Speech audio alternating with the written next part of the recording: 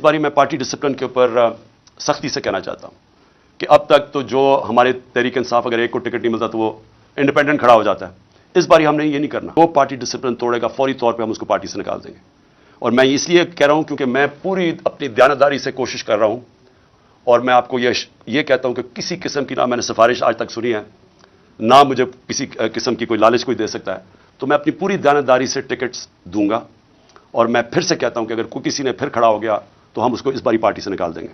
اگلے ہفتے میں اپنا پہلا جلسہ کر رہا ہوں اور میں آغاز کر رہا ہوں اپنی الیکشن کیمپین کا۔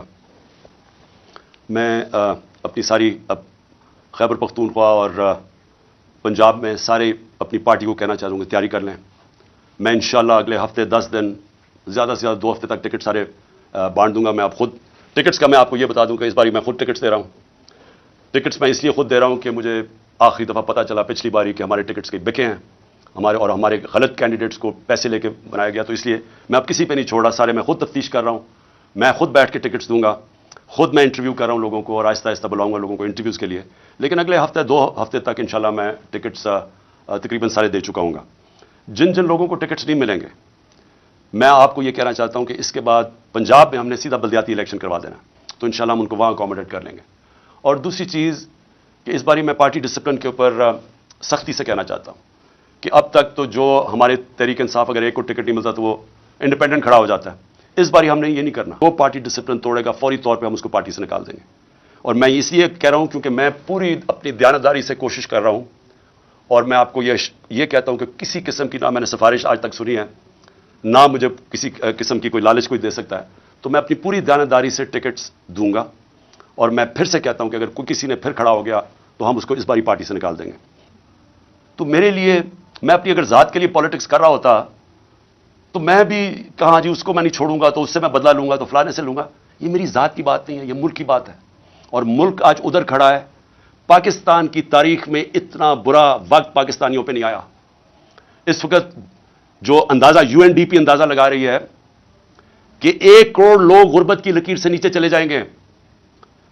ایک اندازے کے مطابق 50 لاکھ لوگ وہ بھوکے رہ جائیں گے، جو آج کل حالات ہے۔ تو ہم سب کی ذمہ داری ہے کہ اپنے ملک کے لوگوں کی جو اس وقت مشکل حالات میں ہیں، جو مہنگائی میں وہ حالات ہیں جو کبھی پاکستان میں نہیں تھے، ہمیں ان کو سامنے رکھنا ہے، اپنی ذات کے اوپر نہیں آنا۔ ان کے لیے ہمیں ملک کو اکٹھا کرنا ہے۔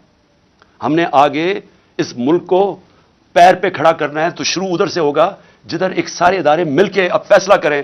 عدلیہ، ہماری عدلیہ کا بہت بڑا رول ہے، جوڈیشل ریفارمز چاہیے، ہم اپنی عدلیہ کے اندر ریفارمز کریں تاکہ انویسٹر آئے۔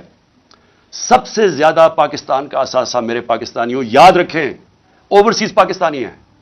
یہ جو آپ کے تقریباً 1 کروڑ پاکستانی باہر بیٹھا ہوا ہے، ان کا پیسہ ڈالروں میں کمایا جا رہا ہے۔ یہ اتنا بڑا اثاثہ ہے کہ ہم تھوڑی عقل استعمال کر لیں، ملک میں ماحول ٹھیک کر دیں، جس کو کہتے ہیں انویسٹمنٹ انوائرمنٹ ٹھیک کر دیں، ایز آف ڈوئنگ بزنس کر دیں، ہم ان کے لیے رکاوٹیں کم کر دیں، ہم اپنی بیوروکریسی کو، سول سروس کو، اپنی عدلیہ کو، اپنی فورن مشنز جو بیٹھی ہوئی ہیں ہماری جو فورن ایمبیسیز ہیں، سب کو لگا دیں کہ ہم نے ان کو سہولتیں دینی ہیں پاکستان میں، تاکہ یہ اب پاکستان میں سرمایہ کاری کریں۔ آپ کو اندازہ نہیں کہ اس ملک میں کتنا پیسہ آ سکتا ہے۔ جو ہم تھوڑے تھوڑے ڈالرز کے لیے ذلیل ہو رہے ہیں دنیا میں، ایک دفعہ بیرون ملک پاکستانیوں کے لیے ہم ماحول بنا دیں، اس ملک میں اتنا پیسہ آ سکتا ہے، ڈالرز آ سکتے ہیں کہ ہمیں کبھی IMF کے پاس جانا نہ پڑے۔ آپ کو میں ابھی بلومبرگ ایک وہ میگزین ہے بلومبرگ، اس میگزین کے اندر، کیونکہ دنیا کے جو ملک ہیں ان کی معیشت کے اوپر وہ کامنٹ کرتی ہے، دبئی میں، ذرا یہ غور سے سنیں، دبئی میں 20,000 پاکستانیوں نے پراپرٹیز خریدی ہیں، 10.4 ارب ڈالر کی۔ ہم IMF کے پیچھے، ہمارا پروگرام تھا 6 ارب ڈالر کا، ہم نے 3 ارب ڈالر لیے تھے اپنے دور میں۔ ہم اس کے لیے اپنی آزادی بھی کھو بیٹھتے ہیں، اپنی عزت بھی کھو بیٹھتے ہیں۔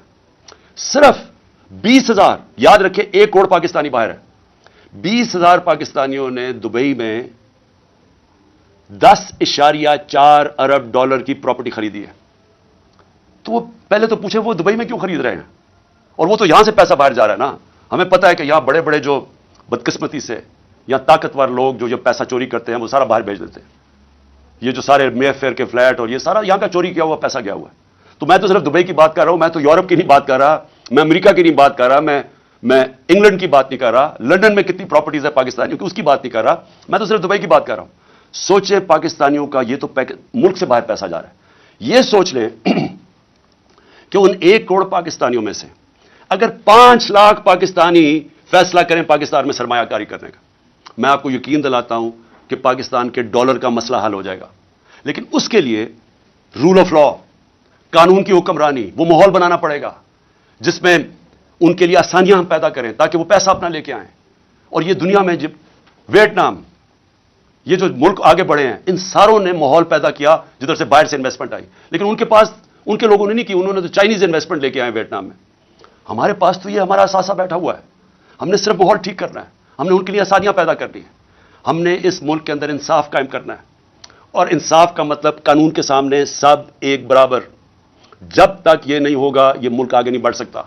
میں آپ کو بار بار نبی صلی اللہ علیہ وسلم کی جو حدیث ہے کہ تمہارے سے پہلے بڑی قومیں تباہ ہوئی, جب طاقتور چوری کرے اسے نہ پکڑو اور کمزور کو جیلوں میں ڈالو, وہ قوم تباہ ہو جاتی ہے. یہ ہماری تباہی کا سب سے بڑا مسئلہ آج یہ ہے کہ طاقتور چوری کر کے کہتا ہے NRO دے دو, نہیں تو ہم تمہاری گورنمنٹ نہیں چلے دیں گے, اور ہم صرف چھوٹے چوروں کو جیل میں ڈالتے ہیں, ملک تباہ ہو جاتا ہے. تو سب جو ان ساری چیزوں کو ایک اگر پوائنٹ سب سے زیادہ وہ ہے قانون کی حکمرانی, رول آف لا. تو آخر میں